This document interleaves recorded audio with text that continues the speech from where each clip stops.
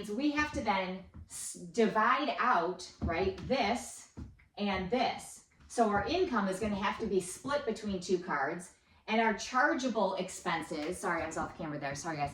Our chargeable expenses have to be split out as well, okay? So we know this is our income. We know these are our chargeable expenses. So somehow you're going to have to divide it out and make it make sense, okay? You probably, because these are our credit cards, and it's not probably going to work out evenly, although I've had a few that have, all right? You're going to have to divide out your, you're going to have to split out your available income and your expenses.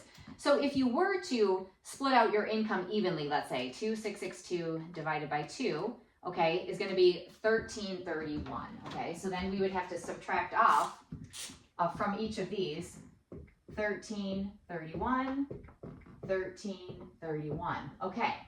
All right, now here's the problem with doing that though. This is a little bit more than this. In a sense, these are more equal, right? So if there was a greater disparity, and let's say this was 6, all right, and let's say that this was 2, I would want to put more of my income onto this card, all right, most likely, and less income on this. And similarly, I'd have to do the same thing with these expenses. If I split those down the middle, all right, so if I split them down the middle and we did 2473 divided by 2, then I'm going to get about 1236.5. So 1236.5. Well, that's probably not going to work out either. So if this is 6, I'm probably going to want to put more expenses on here with the more income and less expenses on here with the less income, right? If that's how I was doing it. But for the sake of argument here, we're just going to say we're going to put on the 1236, okay?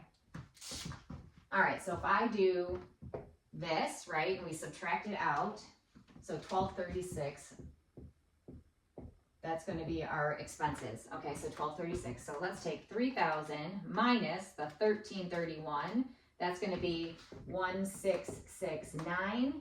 And if we take 2,800 minus the 1,331, that's going to be 1,469 if I haven't fat fingered anything. Okay, so that's where high balance, low balance, right? Same thing, high balance, low balance for the month. All right.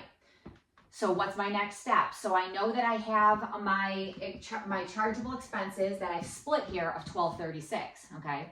So if I were to do it that way and leave it that way, then it would be, okay, so adding in the 1236 plus 1236, okay?